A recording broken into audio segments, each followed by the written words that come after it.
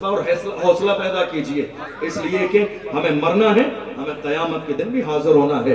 ایسا نہ ہو کہ ہم دنیا کی نظروں میں بڑے رہیں لیکن قیامت کے دن ہمارے پاس کہنے کے لیے کچھ باقی نہ ہو، ذلیل و رسوا ہو جائیں۔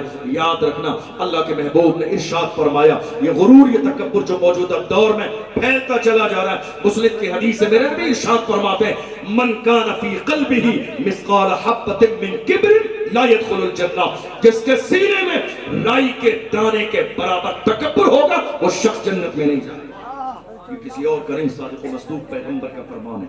آپ ذرا دیکھیے آج ہمارے علماء سے جو دشمنی کی جا رہی ہے، افسوس کہ دنیا بھول گئی ہے ہماری تاریخ کو۔ آج ہندوستان کی سرزمین پر عزت کے ساتھ جو آپ زندگی گزار رہے ہیں، آپ کو معلوم ہے اس ملک کی آزادی میں سب سے بڑا کردار اگر کسی کا ہے، الحمدللہ ہمیں فخر ہے، وہ کلمہ پڑھنے والے مسلمان ہیں۔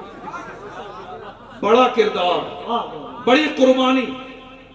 جس زمانے میں ہندوستان کی سرزمین پر انگریزوں کا دورہ تھا، اس زمانے میں اس ملک کی آزادی کے لیے انگریزوں کے خلاف جہاد کا فتویٰ کسی اور نے نہیں، ہمارے عالم دین علامہ فضل حق خیر آبادی نے دیا۔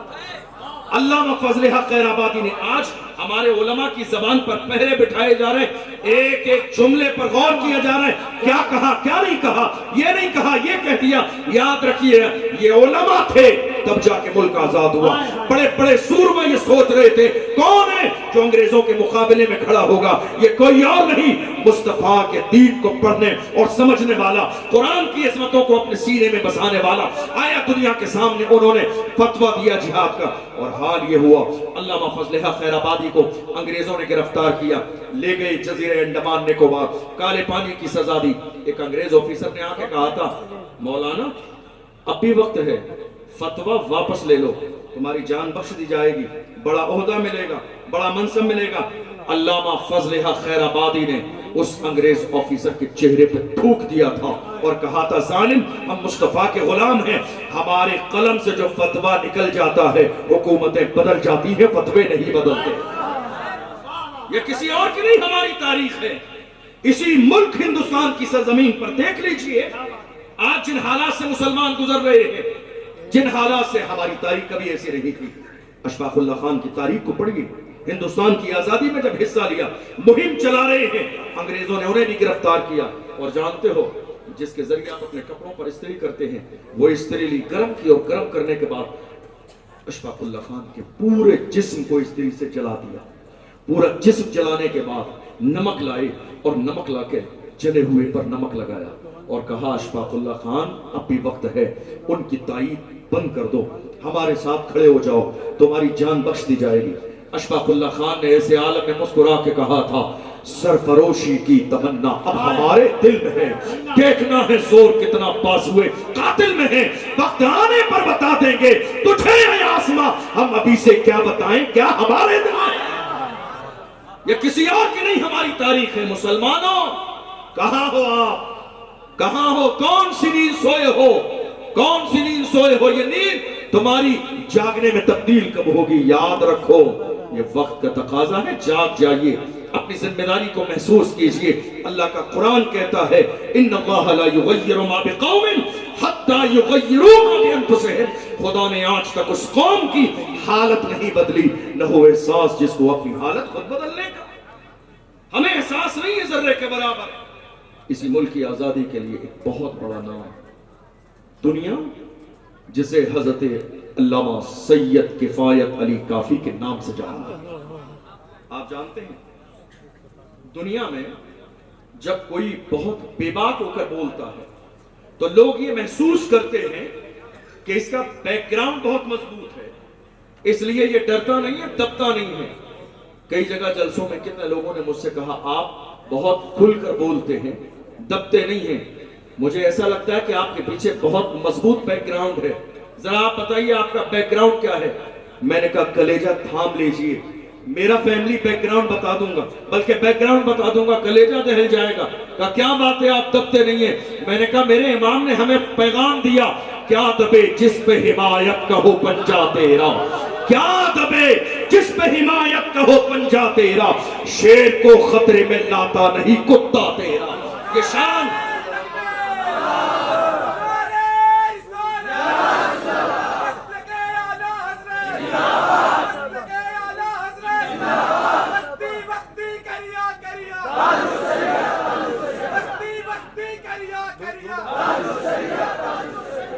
ہمیں احساس ہو گیا. علامہ سید کفایت علی کافی کی ہم نے ہسٹری پڑھی. لوگ سوچ رہے تھے ہم پورے ملک ہندوستان کی آزادی کی تاریخ کو پڑھتے ہیں، یہ ایک بے باک مجاہد، نہ ڈرتا ہے نہ دبتا ہے، نہ چھپتا ہے نہ رکتا ہے، نہ کسی کا خوف اسے مایوس کرتا ہے، نہ وہ کسی بڑی سے بڑی طاقت سے مرعوب ہوتا ہے. آخر اس کا بیک گراؤنڈ کیا ہے؟ ان کے شجرے پر جب غور کیا تو پتا چلا علامہ سید کفایت علی کافی کا شجرہ آقا حسین سے ملتا ہے. ہم سمجھ گئے اب نہ یہ ڈرنے والے ہیں، نہ یہ دبنے والے ہیں، نہ یہ چھپنے والے ہیں، نہ یہ بکنے والے ہیں. کون؟ سید کفایت علی کافی. اس ملک کی آزادی میں جب حصہ لیا، انگریزوں نے کہا یہ ملک کے غدار ہیں، انہوں نے ملک میں فساد برپا کیا ہے، غدار کہہ دیا. اور باضابطہ اس وقت کی عدالت نے کہا انہیں ملک کے قانون کے مطابق پھانسی دی جائے گی. مراد آباد کے چوراہے پر رمضان کے مہینے میں 27 رمضان کو عصر اور مغرب کے درمیان علامہ سید کفایت علی کافی کو پھانسی کے لیے اعلان کر دیا گیا. بھیڑ موجود ہے، لوگ ہیں. پھانسی کا پھندا گلے میں ڈال دیا گیا، تختہ دار پر لٹکایا جا رہا ہے. پوچھا گیا آخری خواہش ہو تو بیان کرو. دیکھو حضور کے غلام کیسے ہوتے ہیں، آخری خواہش ہو تو بیان کرو. ایسے عالم میں علامہ سید کفایت علی کافی نے مسکرا کے کہا تھا میری آخری خواہش جاننا چاہتے ہو تو سنو، کوئی گل باقی رہے گا نہ چمن رہ جائے گا، پر رسول اللہ کا دین حسن رہ جائے گا. اطلس و کم خواب کی پوشاک پر نازا نہ ہو، اس تنے پہ جان پر خاکی کفن رہ جائے گا. ہم سفیر و باغ میں ہے، کوئی دم کا چہچہا بلبلیں اڑ جائیں گی، سونا چمن رہ جائے گا. نام شاہانے جہاں مٹ جائیں گے لیکن یہاں حشر تک نام و نشانے پنجتن رہ جائے گا. جو پڑھے گا صاحب لولا کے اوپر درود، آگ سے محفوظ اس کا تن بدن رہ جائے گا. ہماری تاریخ میں ایک بھی بزدل نہیں. اور بڑھئے بہادر شاہ ظفر. افسوس تو یہ ہے نا کہ میری قوم اپنی تاریخ بھول گئی. آج ہم سے جو لوگ کہتے ہیں نا منمانی کرنی ہے یا اپنی مرضی کے مطابق زندگی گزارنی ہے تو ہندوستان چھوڑو کہیں اور چلے جاؤ. ان کو کہیے سبھی کا خون ہے شامل یہاں کی مٹی میں، کسی کے باپ کا ہندوستان تھوڑی ہے. جو آج صاحب مسند ہیں کل نہیں ہوں گے، کرائے دار ہیں ذاتی مکان تھوڑی ہے. آج المیہ یہ ہے اس بات کا، میری قوم کو جتنا نقصان، آپ کی توجہ ہے میری بات پر، آج کی تاریخ میں جتنا نقصان میری قوم کو غیروں سے نہیں، اتنا نقصان اور اس سے زیادہ نقصان قوم میں چھپے ہوئے دلالوں کی وجہ سے ہو رہا. غیروں سے اتنا نقصان نہیں ہے جتنا ہماری اپنی قوم میں چھپے ہوئے یہ مخبری کرنے والے، قوم کی دلالی کرنے والے دلالوں سے ہو رہا ہے. اور وہ یہ سوچ رہے ہیں پریشانی کا وقت آئے گا تو ہمارے لیے تو باضابطہ ریڈ کلر کا کارپیٹ بچھایا جائے گا. میں کہتا ہوں نہیں، دنیا تمہاری اوقات جان گئی ہے، جو اپنی قوم کا نہ ہوا وہ ہمارا کیسے ہو سکتا ہے. دنیا تمہاری اوقات بہت اچھے سے جان گئی ہے. تم یہ سوچ رہے ہو ہم بچے رہیں گے، محفوظ رہیں گے، نہیں. ڈاکٹر راحت اندوری نے کہا تھا، ڈاکٹر راحت اندوری نے بڑا خوبصورت پیغام دیا تھا، لگے گی آگ تو آئیں گے گھر کئی زد میں، یہاں پہ صرف ہمارا مکان تھوڑی ہے. لگے گی آگ تو آئیں گے گھر کئی زد میں، یہاں پہ صرف ہمارا مکان تھوڑی ہے. آپ پڑھتے چلے جائیے. بہادر شاہ ظفر رنگون کی جیل میں ہیں. ان کے شہزادوں کے کٹے ہوئے سر تھالی میں رکھ کے پیش کیے گئے اور انگریزوں نے کہا تھا دم دمے میں دم نہیں، اب خیر مانگو جان کی.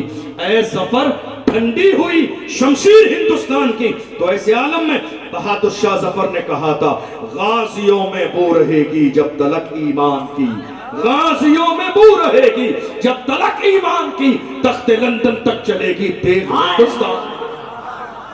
یہ کوئی اور نہیں. تکبیر! دونوں ہاتھوں کو اٹھائیں، نعرہ تکبیر، نعرہ رسالت، مسلک اعلیٰ حضرت خواجہ کا ہندوستان، علم صاحب سنت فیضان مصطفیٰ مفتی अशरफ जीलानी साहब किबला। गाजियों में बू रहेगी जब तलक ईमान की, तख्त लंदन तक चलेगी तेज हिंदुस्तान की। हमारे यहाँ कोई बुज़दिल नहीं है, हमारी तारीख में ऐसे ऐसे हैं, आज दुश्मन जिनका नाम सुन लेते हैं कलेजे दहल जाते हैं। टीपू सुल्तान किसी और के पास नहीं, हमारे पास है, किसी और के पास नहीं। टीपू सुल्तान का तेवर जब अपनों ने गद्दारी की और महल में बाज़ाब्ता अंग्रेज दाखिल कर दिए, और उन्हीं लोगों ने आके टीपू सुल्तान से कहा था अंग्रेज दाखिल हो गए हैं, अब बचने का कोई चारा नहीं, लिहाजा अपनी तलवार अंग्रेजों के कदमों में डाल दें, हो सकता है राजी होकर आपकी जान बख्श दी जाए। ऐसे आलम में टीपू सुल्तान ने कहा था हरगिज़ नहीं, टीपू किसी बुज़दिल माँ का नहीं, बहादुर माँ का बेटा है, जिसने बगैर वजू के कभी टीपू को दूध न पिलाया है। मैं ऐसी माँ का बेटा हूँ, हरगिज़ नहीं। उसी आलम में कहा था जो आज टीपू की जबान से निकलने वाले जुमले